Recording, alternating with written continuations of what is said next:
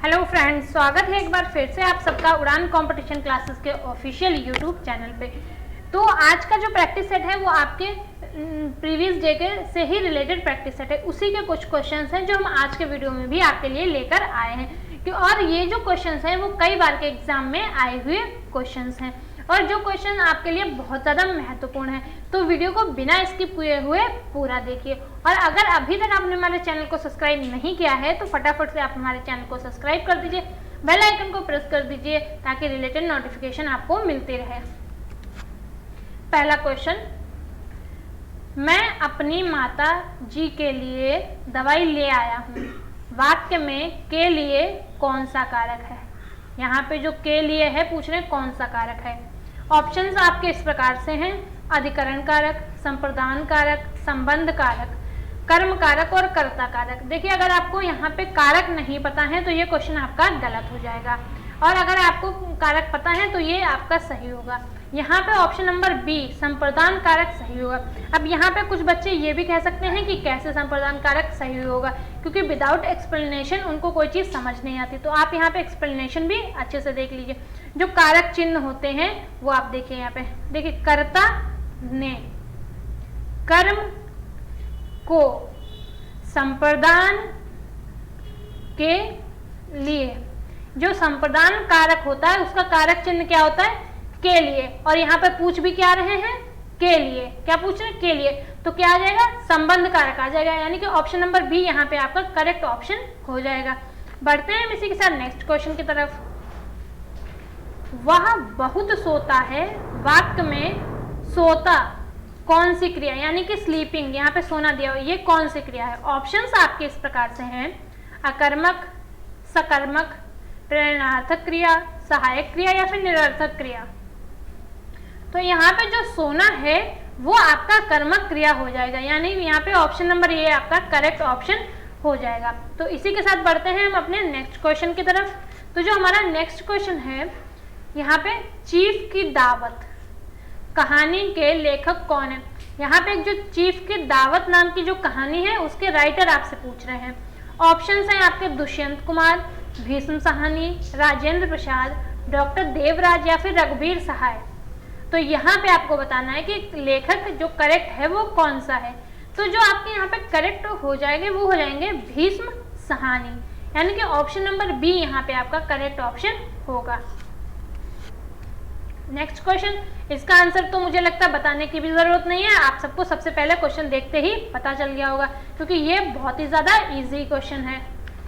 कह रहे हैं गोदान उपन्यास के लेखक का नाम है। अब बताइए, ऐसे क्वेश्चंस के भी आंसर अगर कोई बताए और आपको उनको जानने की आवश्यकता रहे, आपको ऐसे क्वेश्चंस के भी आंसर नहीं पता है, तो आप कंपटीशन के क्षेत्र में क्या कर रहे हैं? इस तरीके के क्वेश्चंस भी अगर नहीं पता है तो इसका मतलब आप कंपटीशन क्षेत्र के लायक बिल्कुल भी नहीं हैं, क्योंकि आज का जो प्रतिस्पर्धा का दौर है वो इतना बढ़ गया है, प्रतिस्पर्धा इतनी बढ़ गई है, तो उन्होंने जो आपका पढ़ाई का लेवल भी उन्होंने बहुत हाई स्टैंडर्ड कर दिया। अब आप एक चपरासी का भी इंटरव्यू देने जाते हैं या एग्जाम देने जाते हैं तो क्वेश्चन पीसीएस लेवल के होंगे। तो अगर आप चपरासी की भी तैयारी कर रहे हैं तो पढ़िए पीसीएस के लेवल का। समझ में आया आपको?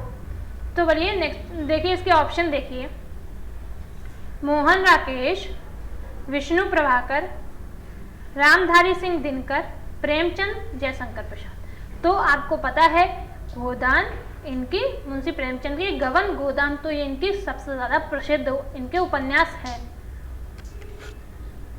नेक्स्ट, सापेक्ष का विलोम है। यहाँ पे कह रहे हैं आपको सापेक्ष का विलोम बताना है। तो आपेक्ष, निरपेक्ष, असापेक्ष, कुसापेक्ष।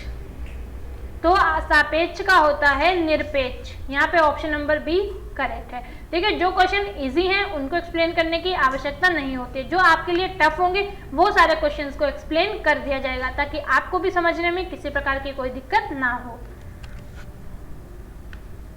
स्मरण का विलोम है।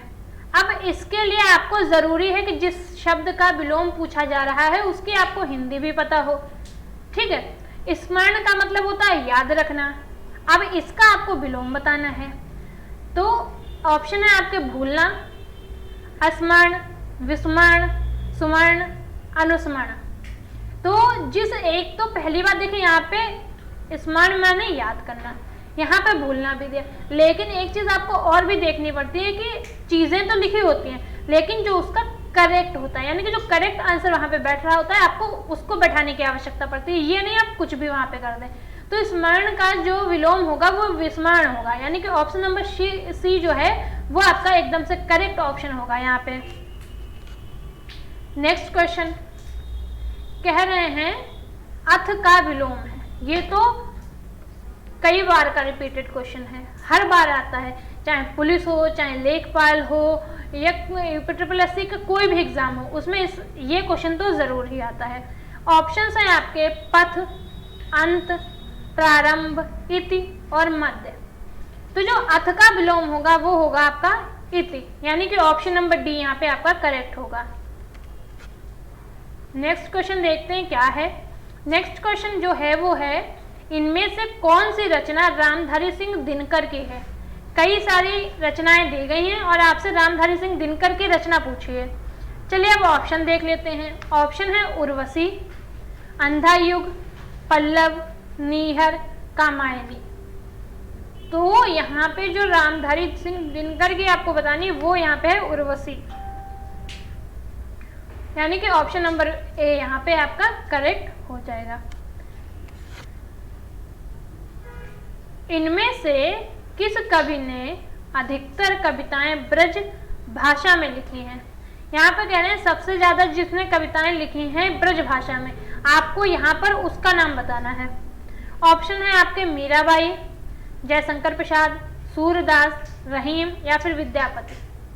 तो जो सबसे ज्यादा ब्रज भाषा में कविताएं लिखी हैं वो आपके लिखी हैं सूरदास जी ने। किसने? सूरदास जी ने। ऑप्शन नंबर सी यहाँ पे करेक्ट है। नेक्स्ट क्वेश्चन है नामवर सिंह ने अधिकतर क्या लिखा है। ये एक फेमस राइटर थे, पूछ रहे हैं कि ये सबसे ज्यादा कविताएं क्या लिखा करते थे। कविताएं लिखते थे कि कहानी लिखते थे कि संस्मरण लिखते थे, आलोचना लिखते थे या फिर निबंध लिखते थे। तो जो ये नामवर सिंह थे ये सबसे ज्यादा आलोचना लिखा करते थे। क्या लिखते थे? आलोचना, यानी कि ऑप्शन नंबर डी यहाँ पे आपका करेक्ट है। नेक्स्ट क्वेश्चन है आपका इनमें से कौन छायावादी कवि हैं। अब अगर आपने हमारा भारत जो हमने हिंदी का पूरा इतिहास संक्षिप्त में आपको सारी चीजें पढ़ाई, अगर वो तीनों पार्ट आपने सही से देखे हैं तो आप इसका आंसर दे पाएंगे। और अगर नहीं देखे हैं, आपने भारत जो आपका हिंदी का इतिहास है नहीं पढ़ा है, तो ये क्वेश्चन देने में आपको थोड़ी सी दिक्कत आ सकती है। तो चलिए पहले क्वेश्चन देख लेते हैं, सॉरी ऑप्शन देखते हैं। तुलसीदास, नागार्जुन, सुमित्रा नंदन पंत, भारत भूषण अग्रवाल या फिर अज्ञेय। अब इनमें से आपको बताना है। तो जो छायावादी युग की कवि हैं वो सुमित्रा नंदन पंत हैं। कौन है?